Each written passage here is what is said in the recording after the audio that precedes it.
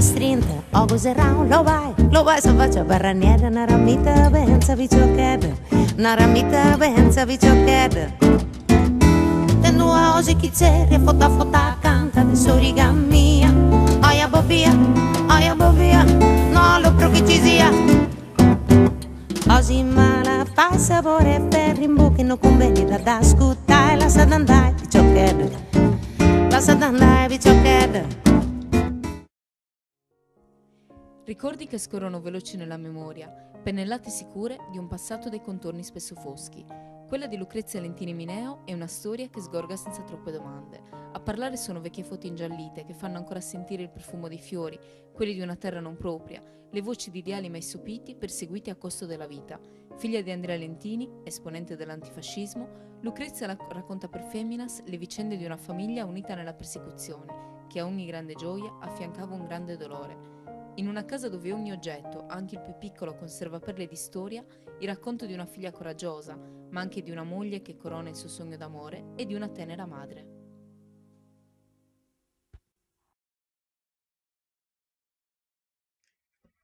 Signora Lucrezia, allora, 93 anni e 93 anni di ricordi, fotografie, album che traboccano di foto. Tutti i ricordi. Tantissimi. Io onestamente ho un po' l'imbarazzo della scelta. Se dovessi chiederle da cosa cominciare avrei veramente dei problemi. Infatti... Avevo un po' la mania delle fotografie tutti in casa. Sì. Da quando mio padre era giovane, anche poi mio marito, poi Donatella, anch'io, ma meno io. Meno? Comunque ci sono tantissime fotografie di lei da giovane. Però, caspita, una bellissima ragazza. Mio marito in tutte le pose. Aveva ragione. Aveva ragione.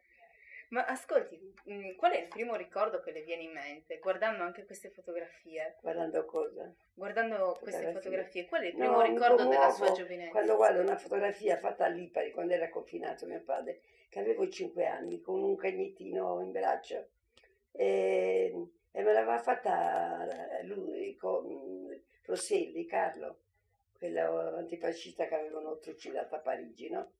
E fratello l'avevano confinata lì per rimanere 6 giorni, poi l'avevano trasferita a Pozza e cercavano sempre di fare del male perché i due fratelli stavano bene, li hanno divisi, capite? Quella foto me l'ha fatta, poi te la faccio vedere, piccolina però, perché allora le facevano piccole, sì. Ma l'ha ingrandita, però mi ha detto più di così non si può fare, perché era come un francobollo. Era piccolissima, 5 anni, allora, e eravate a Lipari quindi. Sì, a Lipari. Perché... I ricordi sono tanti, guarda, c'è da fare un elenco che non finiscono più.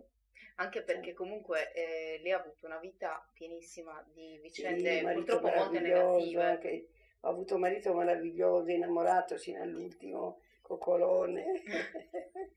No, questo sì, da quel lato sì, anche i figli buoni. Tanto da piccola che ho sofferto, avevo dei genitori meravigliosi. Però i fascisti ce ne hanno fatto di tutti. Perché lei comunque è nata sotto la guerra. Sono nata nel 17, in piena guerra, e dopo 5 mesi è morto mio fratellino della spagnola, quindi mio padre che moriva in un ospedale, poi finalmente si è salvato, e quindi io prendevo il latte di mia madre che era veleno. E poi ho avuto uno shock fortissimo a Roma quando avevo 4 anni, e avevo uno zio dentista che era bellissimo, buono, innamorato di questa signora divorziata, non era divorziata, divisa dal marito, sì. E un giorno è tornata a casa con le chiavi, che si era dimenticato qualcosa, e l'ha trovata a letto con il suo amico più caro. Cos'è che capitano questo? E si è suicidato lui. Quindi in tutti i rioni di Roma lo cercavano in quella zona. Noi stavamo di fronte al Pantheon, lì no, cercavano a Villa Borghese, a Pincio, capito? Non lo trovavano.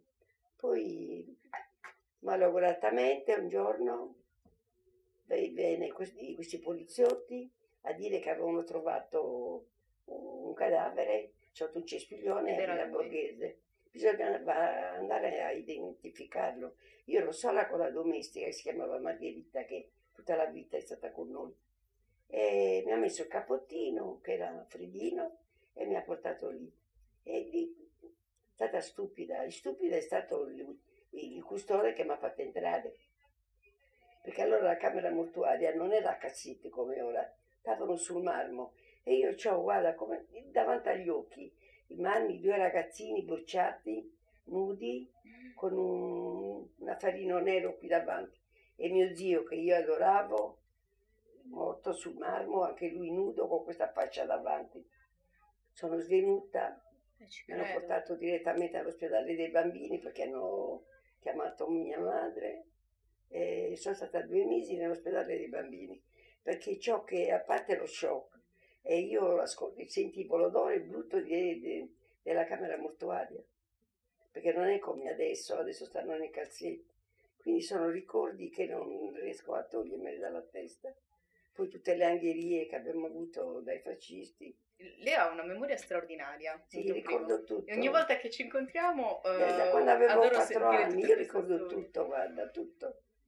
Il bene e il male si ricorda anche. Beh, certo. Del mio matrimonio io ti posso raccontare i particolari, da quando sono uscita da casa, tutto, gli amici poca gente perché era il periodo di guerra, neanche lì, è stato un matrimonio d'amore, ero felice perché mi sposavo, però ero triste perché non c'era mio padre era a Urzulei, confinato, e non me l'hanno mandato, e mi aveva accompagnato uno zio colonnello, Lollai si chiamava, è morto anche lui, però non c'era, poi avevo colleghi, amici d'infanzia, cugini, tutti in guerra, nel 42 ho sposato io in piena guerra. Ah, si è sposata qua a Sassari, vero? Sì, a Sassari a San Giuseppe.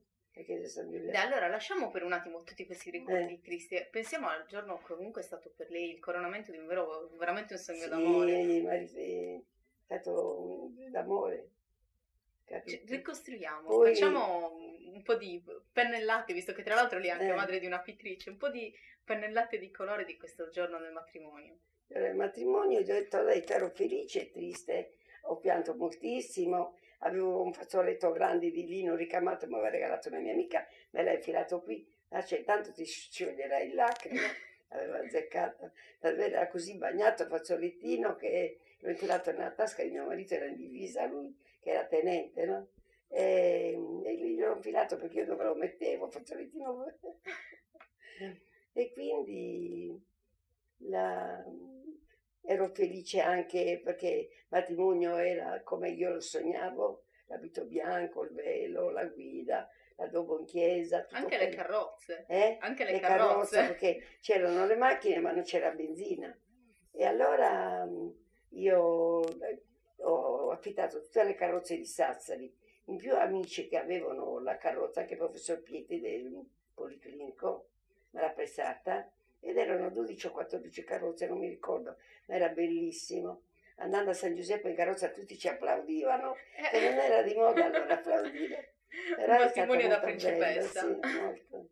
E poi dopo il matrimonio lei ha continuato a lavorare qua a Sassari? Sì, ero a Sassari all'Impisi io, però eravamo in piena guerra, quindi c'erano gli allarmi, avevano mitragliato, noi stavamo di fronte dove c'è la banca a Piazza Castello. Sì. Noi stavamo lì, c'era un palazzo antico e c'era la caserma di fronte, no? E hanno mitragliato lì, a Sarasecca, la stazione e la città vecchia. Quindi mio marito si è spaventato, io avevo il pancione nel 43, io ho sposato nel 42, poi aspettavo di donna nel 43. Mio marito si è preoccupato, è venuto perché era in uno dei paesini, non sapevamo dove era perché non lo potevano dire. È andato all'Impis, ha chiesto lui di andare in pensione, io, e ha fatto tutto falso, anche la mia firma, che era difficile la mia firma da copiare, e quindi che era preoccupato perché ero caduta 2 volte andando al rifugio. E quindi sono sfolata a Giave, che c'era la villa di un avvocato antifascista, anche lui, l'avvocato Durante, e loro erano andati in Alta Italia. E lì è nata Donatella, che abbiamo festeggiato il battesimo con quei pochi sfollati che erano andati a Giave, ed erano 2 famiglie di Sassari e 3 di Cagliari, io c'ero. E Marta, le nomino tutte le mie figlie. Donna è nata lì, quindi... Comunque una vita di corsa, veramente sempre in fuga. Io ho avuto, guarda, qualsiasi gioia che io ho avuto grande è stata accompagnata da un grande dolore. Veramente, guarda, da scrivere un libro. Ma tutte, anche i matrimoni di mie figlie. Doveva sposare Lori e gli è venuto l'infarto al padre, abbiamo dovuto rinviare di un mese. Doveva sposarsi Chicca in Spagna, doveva fare il matrimonio in comune e poi quello in chiesa qui a San Giuseppe dove avevo sposato io. E invece mio marito stava male ed è morto poi. Una cosa pazzesca, guarda. Qualsiasi gioia era accompagnata da un grande dolore.